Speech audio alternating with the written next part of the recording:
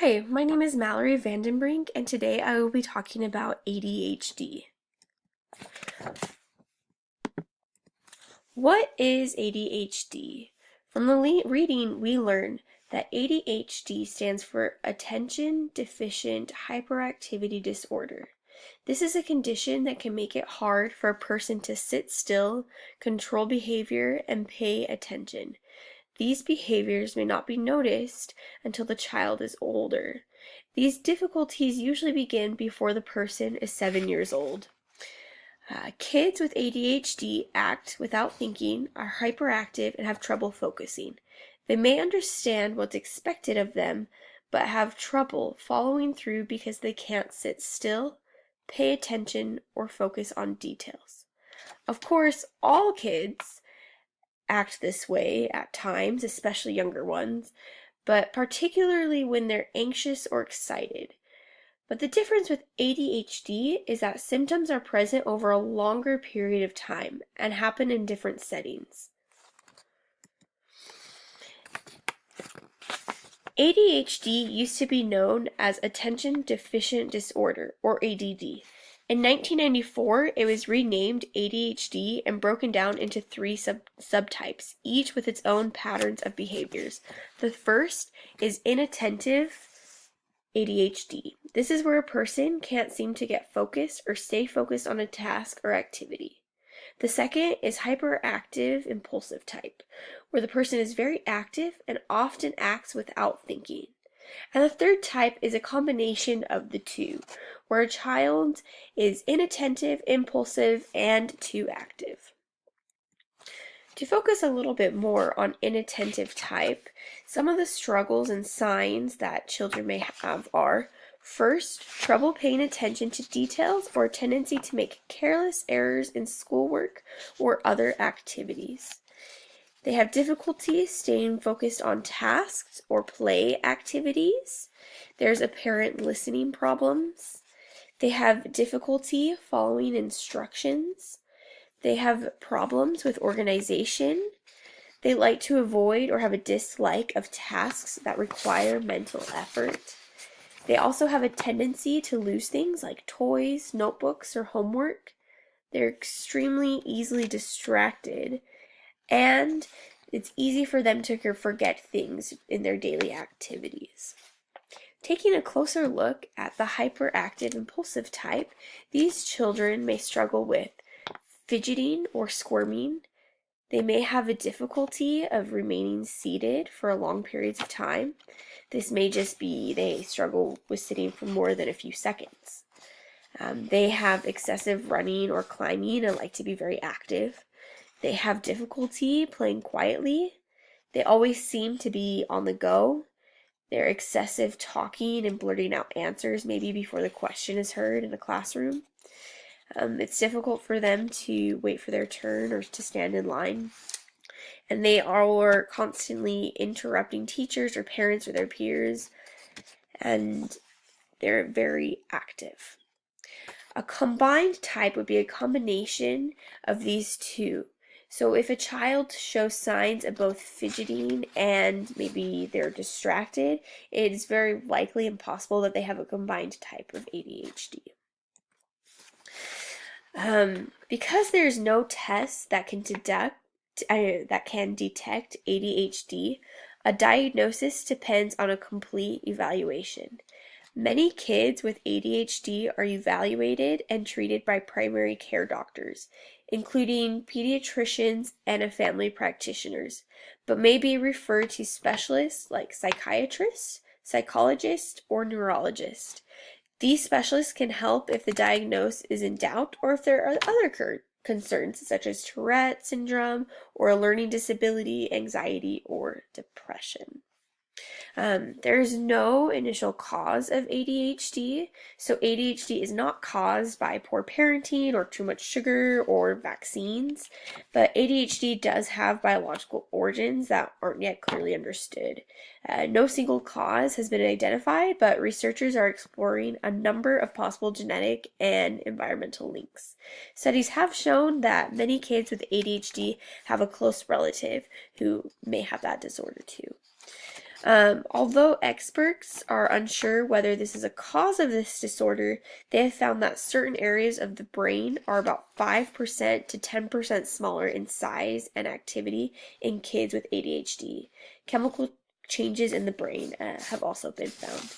There's also been other research links related to smoking during pregnancy, to later ADHD in a child, and other risk factors may include premature delivery, a very low birth weight, and injuries to the brain at birth.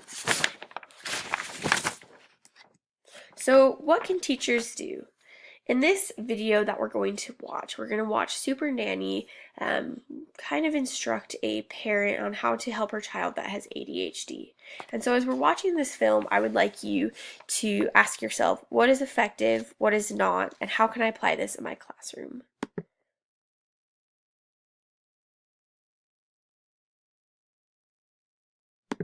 Half of what he does is because impulsively he cannot help it. He needs encouragement from the pair of you, and he doesn't receive that. He doesn't need the hostility. And all it is about being able to recognise as parents, how do we make things better for Callan? And that's the biggest thing I don't see right now. And that's sad. Come sit down, we're going to do our homework. Dad's going to be home. Come on. You have to. Let me show you. Callan with his homework. It's always a battle. I dread it. I dread every night trying to sit down with him and do his homework. Listen, Callan, look at me. Stop. Homework can often be a very big challenge for children who have got ADHD. You've got so much homework to do. They find it difficult to pay attention and concentrate for any length of time. Let's get a couple pages done. Callan, please. Oh, please. We've got to get this done. Mums struggle to get Callan to do his homework for an hour. Just seemed like a useless task to me. Down. Come on. It's difficult enough to get any 6-year-old to do their homework, let alone a child who's got ADHD. So later on in the afternoon, I wanted to work on a major issue in this house, and that was homework. As much as possible, what you want to do is to create this environment here in this space, very peaceful for Callan, so that he can focus. Every time he shows you a loss of interest, or he becomes frustrated with himself, pep him back up again. I had Dad take Colbin and Cadence into another room so that they wouldn't distract Callan. Ready for the homework? Give me 5. Can we do it? Step 2 was to show Carol Lee how to have a positive attitude before she started to do homework with Callan.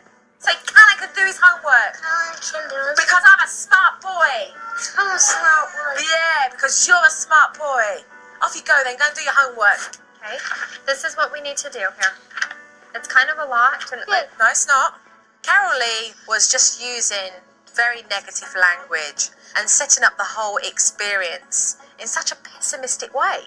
We've got 3 sets of different homework. You're going to choose which one you want to do first. Mummy's going to go and get a pencil, and then when she comes back, you decide which page you want to do first. Okay? Find a good page? Oh, good. Oh, look. Give him a chance to work it out himself. 3 plus 2 is 5. Good. Good, Callan. What if I sharpen away some? Then we wouldn't have an eraser to use. What happened? Focus. Here, Callan. Callan started to lose his focus, so I stepped in to teach Carol Lee exactly how to put him back on track with lots of praise and encouragement. Give me 5. Give Mummy 5. We know you can do it. 6 plus 2 is 8. Oh, you're a smart boy.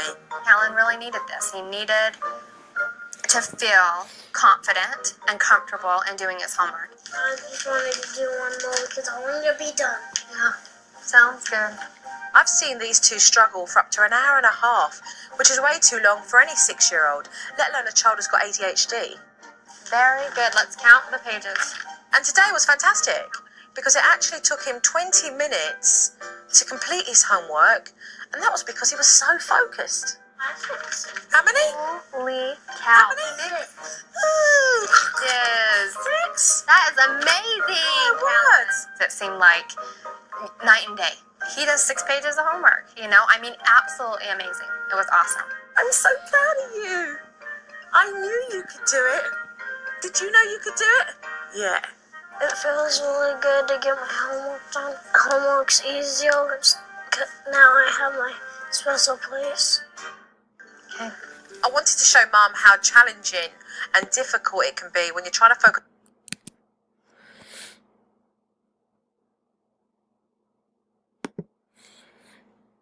So some of the things that we can learn from this video that I think are important are, first, that it's important to create a calm and safe environment where the child can focus.